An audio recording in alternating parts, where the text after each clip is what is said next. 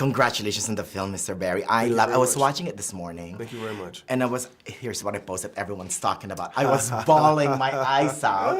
I called it poetic, lyrical, elegiac, and just simply brilliant. Thank you. So love brought me here. Okay.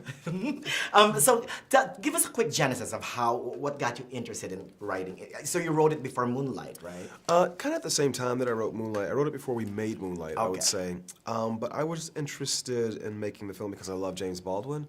You know, in 2010, 2011, a friend sent me this book and said, you know, I think this would make a great film. And when I read it, I saw exactly what they were talking about.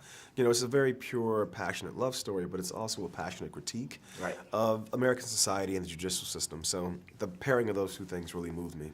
It is almost like a Romeo and Juliet for this modern day story.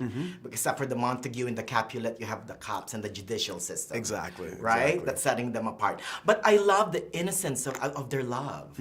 Right? It's full of innocence and passion. Well, it's pure in a way, and I think that, you know, if these two characters were allowed to just live their lives, you know, on a straight line, without the cops intervening, without society intervening, without the judicial system intervening, their families would be whole. You know, these children would be whole, their love would survive. And so I think in that way, it's a bit tragic.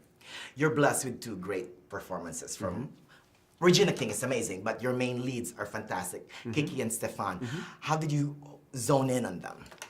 You know, it was through trial and error. You know, we saw over 300 women for the role that ultimately became Kiki Lane's, and Stefan I knew about, but I wasn't sure if he was right for the part.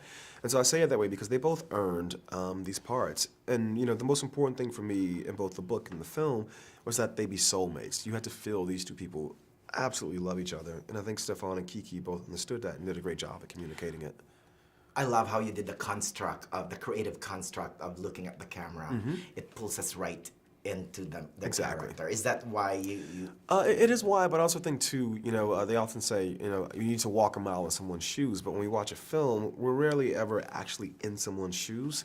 And so I think, especially with this film, there's certain things that I think it's not fair for the audience to not have to feel in a very visceral way. And so I wanted to place you between the actors, between the characters. I wanted you to actually feel what they're feeling. If Beale Street could talk, what would it say today? I think it would say that, you know, life is tough, but with love and family and community, we can survive. That's right. All we need is love. Just like Dave Franco's character. Yes, yes, right? exactly. Thank you very much. much. Thank you so much, Mr. Barry. I'm sorry for the tears.